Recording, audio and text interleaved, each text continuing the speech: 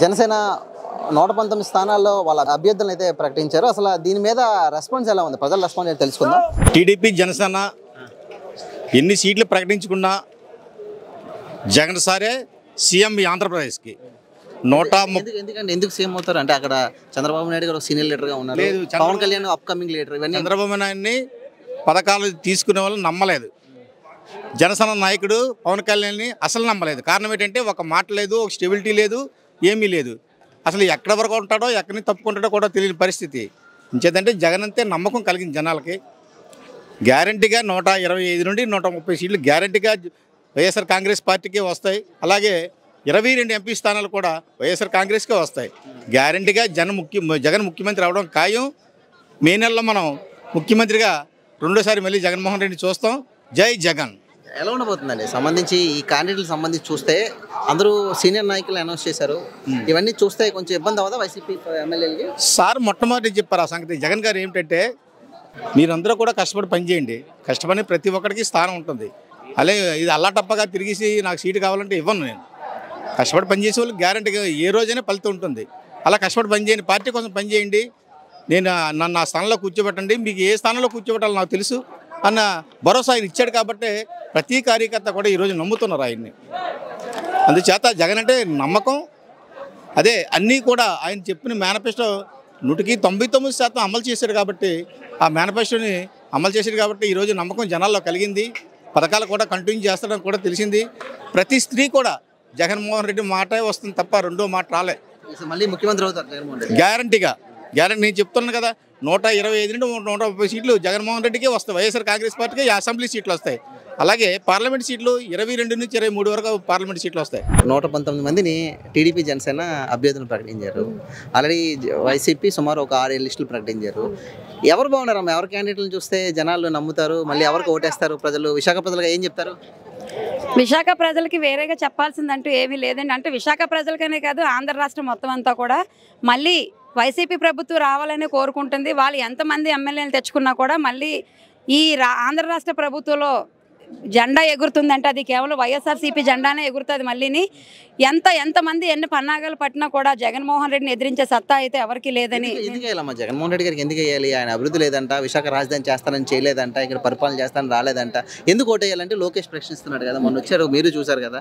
ఎందుకు ఓటేయాలి జగన్ రెడ్డి? ఇప్పుడు లోకేష్ ప్రశ్నిస్తున్నాడంటే ముందు లోకేష్కి సరిగా మాట్లాడడం నేర్చుకోవాలండి. ఎందుకంటే జగన్ గారికి ఎందుకు ఓటేయాలని ఇవాళ మీరు అడిగే క్వశ్చన్ బాగుంది. ఎందుకంటే జగన్ గారు ఇప్పటి వరకు కూడా చరిత్రలో చూసుకుంటే ఏ సీఎం కూడా ఇన్ని పథకాలు పెట్టి ఆడవాళ్ళు ఒకప్పుడు ఎక్కడో మూల నుండి ఆడవాళ్ళు కూడా ఈ రోజంతా బయటకు వస్తున్నారు. అది కేవలం జగన్మోహన్ రెడ్డి గారి వల్లే. ఎందుకంటే 9 నవరత్నాల పథకాలు ఆయన పాదయాత్ర చేస్తూ ఆ నవరత్నాల పథకాలు పెడతారంటే స్టార్టింగ్లో మేము కూడా అదే అనుకున్నాం. ఇలాగే ప్రతి నాయకుడు కూడా ఇలానే చెప్తాడు రాజకీయాలకు రాకముందు, ఆ తర్వాత వాళ్ళకి ఓట్లు కావాలని చెప్తారు. కానీ ఇవన్నీ ఎప్పుడు నెరవేరుతాయని మేము కూడా నిరాశపడే రోజులు కూడా ఉన్నాయి. కానీ ఆయన ఎప్పుడైతే సీఎం అయిన వెంటనే 9 నవరత్నాల పథకాలు కూడా ఎప్పుడైతే అమల్లోకి తీసుకొచ్చారో అప్పుడు ప్రజలందరికీ ఆయన మీద ఒక నమ్మకం, ఒక భరోసా కలిగింది. ఇప్పుడు కూడా జగన్మోహన్ రెడ్డి గారికి ఎందుకు ఓటేయాలి అని అంటే, ఇప్పుడు ఎగ్జాంపుల్ ఇన్ని పథకాలు పెట్టి రైతు భరోసా అంటున్నారు, అమ్మ ఒడి, అలాగే ఆసరా, తర్వాత ఆటో వాళ్ళకి 10,000, ఇలాగ చాలా చెప్పుకోవాలంటే చాలా రకాలుగా ఆయన 9 నవరత్నాల పథకాలు పెట్టినవి చేస్తున్నారు. పథకాలు పెట్టలేని కూడా ఎన్నో ఆయన జగన్మోహన్ రెడ్డి గారు చేస్తున్నారు. అలాంటిది మళ్ళీ జనాలు ఎందుకు ఓటేయాలంటే ఇది ఒకటే నిదర్శనం. అందుకే జనాలు విశాఖ ప్రజలుగా మీరు మళ్ళీ జగన్మోహన్ రెడ్డి గెలిపించుకుంటారా? ఖచ్చితంగా ఈసారి విశాఖ ప్రజలుగా మేము జగన్మోహన్ రెడ్డి గారిని మళ్ళీ సీఎం చేసుకుంటాం. అలాగే ఈ విశాఖపట్నంలో ఎమ్మెల్యేలుగా పోటీ చేస్తున్న ప్రతి ఎమ్మెల్యే కూడా మంచి మెజార్టీతో ఈసారి గెలుస్తారని మేము గట్టి నమ్మకంతో ఉన్నాం. టీడీపీ లిస్టు చూశారు, వైసీపీ లిస్టు చూశారు, ఎవరు లిస్టు బాగుందంటే ఏం చెప్తారు? ప్రస్తుతానికి ఎవరి లిస్టు బాగుందంటే ఎవరి పార్టీ ఆ లిస్టే బాగుంది అనుకుంటారు. కానీ మేమైతే అలా చెప్పాం. ఎందుకంటే మా పార్టీలో ఉన్నాళ్ళు జగన్మోహన్ రెడ్డి ఏం చెప్తే అదే చేస్తారు. అంటే ఆయన ఎప్పుడు అన్యాయానికి తలపడరు. అలాంటిది జగన్మోహన్ రెడ్డి గారు నీతిగా ఉండమని చెప్తున్నారు కాబట్టి అలాంటి నీతివంతులు మా పార్టీలోకి ఇవాళ ఎమ్మెల్యేగా టికెట్లు ఇచ్చారు కాబట్టి ఖచ్చితంగా వైసీపీ ఎమ్మెల్యేలు విశాఖపట్నంలో గెలుస్తారని మేము గట్టిగా చెప్తున్నాం. వాళ్ళు కంగారు పడిపోయి ఏదో 119 ప్రకటించేశారంటే వాళ్ళు క్యాండిడేట్ లేక వాళ్ళు ప్రకటించేశారు. వాళ్ళు మా నాయకులు ఎక్కువైపోయారు. ఎవరిని సరైన వాళ్ళు ఎవరు బాగా పరిపాలన చేయగలరు వాళ్ళు ఫిల్టర్ చేసి నాయకత్వంకి లక్షణాలు ఉన్నోడిని పెడదామని చెప్పి ఆయన ఆలోచనలో డిసైడ్ చేస్తారు జగన్మోహన్ రెడ్డి గారు. అంతేగాని ఇలా కంగారుగా ఏదో అల్లాటప్పంగా లెక్కెడుచుకున్న తర్వాత వచ్చే ఓడిపోయే సెక్షన్ మా సెక్షన్ కాదు. 175కి 175 గెలాలనే ఆయన ఆలోచన. ఆయన పథకాలు ప్రజల్లో గుండెల్లో అద్దిసేయండి. ఒక బీసీ వర్గం, మాది బీసీ వర్గం సార్. నేను చెప్తున్నాను ఈ రోజుని, ఏ రోజు కూడా ఒక రూపాయి చూడన ఒక్కొక్క మహిళ ఈరోజు కాపు సామాజిక వర్గానికి 15,000 రూపాయలు ఇచ్చిన మహాన్ ఘనత చరిత్రలో ఎవరికి లేదు సార్. అది జగన్మోహన్ రెడ్డికి ఒక్కడికే ఉన్నదండి. అలాంటి నాయకుడిని ఎందుకు వదులుకుంటాం సార్? ఎప్పుడో ఎవరో చెప్పారని చెప్పి ఇప్పుడు వచ్చిన సొల్లు బోలు కబుర్లు చెప్పి తాడ చేస్తాను తోలు తీసేస్తానని నాయకుడికి ఎవరు ఓటేయరండి. ఏ రోజైనా తప్పుడుగా వాగని చూసారండి జగన్మోహన్ రెడ్డి గారు? చిరునవ్వుతోడే ఎవరికైనా పథకం ఏది రాదంటే ముందు ఇంటికి వెళ్ళి వాలంటరీ సిస్టమ్ ఈ ప్రపంచం అంతా మన వైపు వస్తుంది సార్. ఈ రోజుని ఇవే గెలిపిస్తాయి జగన్మోహన్ రెడ్డి. ఇవన్నీ ఈ పథకాలు ఈజీ సార్. ఇవి 100% అందులో అంటే ఈ టీడీపీ నాయకులు అభ్యర్థుల ప్రకటన ఇవన్నీ సొల్లి మాటలు ఎవరు వినరు సార్. ఈ రోజు జనాలు ఎవరికి ఏది పని జరిగిందో అదే నేను చూస్తాను. టీడీపీ లిస్టు అనౌన్స్ చేశారు, చూసారు 119 మంది. అదేవిధంగా వైసీపీ వాళ్ళు కూడా ఒక 7 లిస్టులు 6 లిస్టులు అనౌన్స్ చేశారు. ఏమనిపిస్తుంది? మీరు నాన్ పొలిటికల్గా ఉన్నారు కాబట్టి ఎవరిని లిస్ట్ బాగుంది అంటారు? ఎవరిని అభ్యర్థులు బాగున్నారు? ఎవరు గెలుస్తారంటే ఏం చెప్తారు ఆంధ్రప్రదేశ్లో? యాక్చువల్లీ లిస్టు అనేది ఏ పార్టీకి సంబంధించినటువంటి లిస్టు ఆ పార్టీకి ఉన్నటువంటి పరిధిని బట్టి అనౌన్స్ చేసుకోవడం జరుగుతుంది. సో ఓవరాల్గా చూసుకున్నట్లయితే ఈరోజు ఎవరైతే ప్రజలకి దగ్గరగా ఉన్నారో, ప్రజలు ఎవరినైతే నమ్ముతున్నారో, ఎవరైతే ఇచ్చిన మాటకి కట్టుబడి అవి ఉన్నటువంటి మేనిఫెస్టోల్ని అమలుపరుస్తున్నారో, ఆ విధంగా చూసుకున్నట్లయితే ఈరోజు మనం ఓవరాల్గా జగన్మోహన్ రెడ్డి గారే ముందున్నారని అనుకోవచ్చు. ఎందుకంటే గతంలో చంద్రబాబు నాయుడు గారు చూసినట్లయితే అనేక హామీలను ఇవ్వడం జరిగింది ప్రజల కోసం.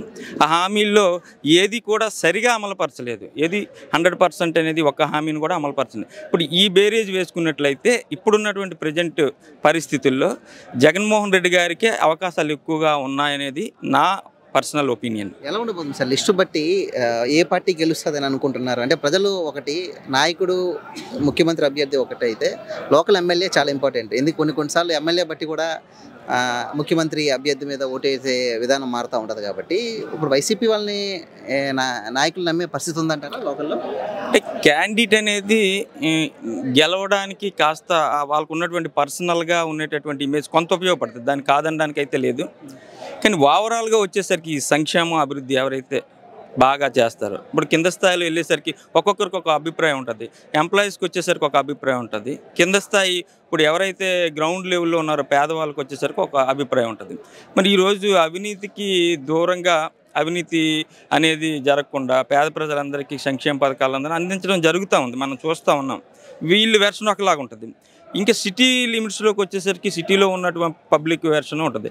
దీంట్లో క్యాండిడేట్స్ కొంత ఇప్పుడు 3,000, 4,000 మెజారిటీలో క్యాండిడేట్స్ తాలూకా ప్రభావం ఉంటుంది. కానీ మరీ ఓ 30,000-40,000 మెజారిటీలో 1,000 కొట్టుకెళ్ళిపోయినప్పుడు క్యాండిడేట్ల తాలూకా ప్రభావం ఉండకపోవచ్చు. పర్సనల్గా ఇక్కడికి వచ్చేసరికి కొంతమంది క్యాండిడేట్లు టీడీపీలో గెలిచే క్యాండిడేట్లు ఉంటారు.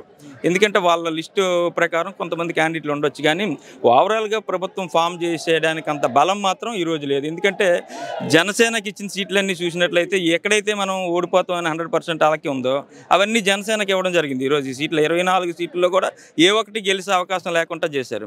కొన్ని అంతే అక్కడ ఎలాగా రాజకీయం అంటారు అది చంద్రబాబు నాయుడు గారు. ఎందుకంటే పవన్ కళ్యాణ్ పాపం అది ఇండివిజువల్గా పవన్ కళ్యాణ్ గారు వచ్చినట్లయితే ఆయనకు ఉన్నటువంటి ఇమేజ్ కానీ ఆయనకు కూడా ఒక మంచి పేరు ఉంది.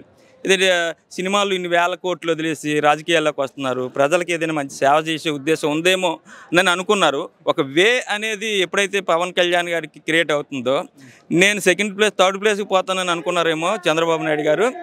దానికి పవన్ కళ్యాణ్ని బలి చేశారు. ఈరోజు పవన్ కళ్యాణ్ ఈ టీడీపీలో కలవకపోతే మైనస్ ఉండదు. పవన్ కళ్యాణ్ కొన్ని ఇప్పుడు అనుకున్నటువంటి ఇప్పుడు ప్రకటించినటువంటి ఇండివిజువల్గా అయినా వచ్చినేమో ఆ సీట్లు. కాబట్టి పవన్ కళ్యాణ్కి బాగా మైనస్ చేసింది ఇది. రాజకీయంగా చంద్రబాబు నాయుడు తాలూకా ఈ పార్టీని ఏదైతే పవన్ కళ్యాణ్ అంటారా సార్ ఈ రాజకీయాల్లో, ఆంధ్ర రాజకీయాల్లో పవన్ కళ్యాణ్ బలిపశు అయిపోయాడంటారా? బలిపశు అయిపోయాడు. ఎందుకంటే బలిపశు అయిపోయిన కంటే చంద్రబాబు నాయుడు ఆయన బలిపశు చేసేసారు ఆయన.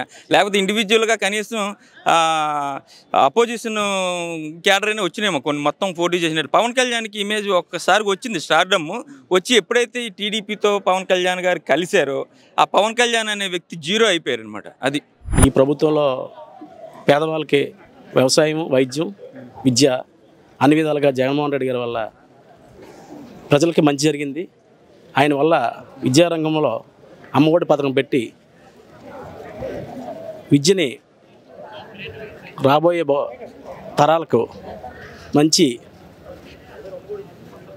బాగుండాలని, పిల్లలకి మంచి జరగాలని కంకణం కట్టుకొని ఆయన సుదీర్ఘ పాదయాత్రలో తన ఆడిన మాట తప్పకుండా నవరత్నాల్లో ప్రతి మేనిఫెస్టో కూడా భగవద్గీత ఎలాగ మనం పూజిస్తామో అలాగే నవరత్నాలు కూడా తను ప్రతిదీ కూడా ఈ 5 సంవత్సరాలు జగన్మోహన్ రెడ్డి గారు పేదల పార్టీ ప్రభుత్వంగా గెలిపిస్తాయంటారు మళ్ళీ జగన్మోహన్ రెడ్డి మళ్ళీ ఖచ్చితంగా జగన్మోహన్ రెడ్డి గారు వస్తారు మళ్ళీ. మీ రైతులందరూ కూడా ఆయనకి ఓటేదాన్ని ఫిక్స్ రైతులు ప్రతి రైతులు విద్యా వ్యవస్థ ఉన్న పిల్లలు అన్ని విధాలు లబ్ధి పొందిన ప్రతి ఒక్కరు కూడా జగన్మోహన్ రెడ్డి మళ్ళీ గెలిపించడానికి మళ్ళీ సిద్ధంగా ఉన్నారు అందరూ. ఇప్పుడు లిస్ట్ చూసారా 119 మందిని టీడీపీ జనసేన ఉమ్మడి ప్రకటన చేసింది. ఆల్రెడీ వైసీపీ కూడా 6 లిస్టులు రిలీజ్ చేసింది. ఎవరిది లిస్ట్ బాగుందంటారు? ఎవరిని ప్రజలు గెలిపిస్తారు? ఏమండి, ఎవరి లిస్ట్ బాగున్నా గతంలో పవన్ కళ్యాణ్ అనే వ్యక్తికి ఒక సినిమా రంగంలో స్టార్డమ్ ఉండేది. ఆయన స్థాయిని తగ్గించుకొని ఈరోజు రాజకీయంలో ఆయనకి ఎన్ని బాధలు పడినా ఆయనకి అవకాశాలు లేవు. ఎందుకంటే ఆయనకున్న స్టెబిలిటీ చంద్రబాబు నాయుడు కలిపి అది పెట్టుకోవడం వల్ల ఉన్న ఆయనకు గౌరవం కూడా పోయింది. ఎందుకంటే ఇది ఒకటే కులపరంగా ఈయన పవన్ కళ్యాణ్ చేయడం తప్పించి కానీ అందరం కలుపుకొని పార్టీ పెట్టే తత్వం అయితే ఆయనది కాదు. ఎప్పుడైతే కాపులు రావాలి అనే ఉద్దేశం పెట్టుకున్నాడో ఆ రోజు ఆయన సీఎం కావాలని కానీ అర్హత లేదు. ఆయన లైఫ్లో తెచ్చుకోలేరు. ఆయన ఏ రోజుకైనా ఆయన సింగిల్గా వెళ్తే అవకాశం ఉంటుంది. కానీ మళ్ళీ 25 సంవత్సరాలు మళ్ళీ ఇదే జగన్మోహన్ రెడ్డి మళ్ళీ సీఎంగా ఉండడం జరుగుతుంది. అది ఇప్పుడేంటి పవన్ కళ్యాణ్ లిస్టు చూస్తే టీడీపీ ఓడిపోయిన లిస్టులన్నీ జనసేనకి ఇచ్చిందంటూ కూడా సోషల్ మీడియాలో ప్రచారం జరుగుతుంది. నిజమా? అది వాస్తవం అండి. అది వాస్తవం. ఎక్కడైతే ఓడిపోద్దో అక్కడే పవన్ కళ్యాణ్ సీట్లు ఇచ్చారు చంద్రబాబు. ఇప్పుడు పవన్ కళ్యాణ్ పవన్ కళ్యాణ్ బలిపోసి అయిపోయారండి. అది ఆయనకి తెలియట్లేదు. గతంలో ఆయన బలైపోయాడు, మళ్ళీ బలైపోయాడు. అది ఉందాకుంటే ఈ రోజు కాకపోతే ఏ రోజుకైనా సీఎం అయ్యే అవకాశం ఉంటుంది. కానీ జగన్మోహన్ రెడ్డి పరిపాలన మట్టికి ఎప్పటికీ కూడా నవరత్నాల్లో వజ్రానికి ఎక్స్పైరీ డేట్ ఎలా ఉండదో మన జగన్మోహన్ రెడ్డి గారు కూడా రాజకీయంలో ఆయనకి ఎక్స్పైరీ డేట్ అంటూ ఉండదు. ఇది ప్రజల పార్టీ, పేదవాళ్ళ పార్టీ.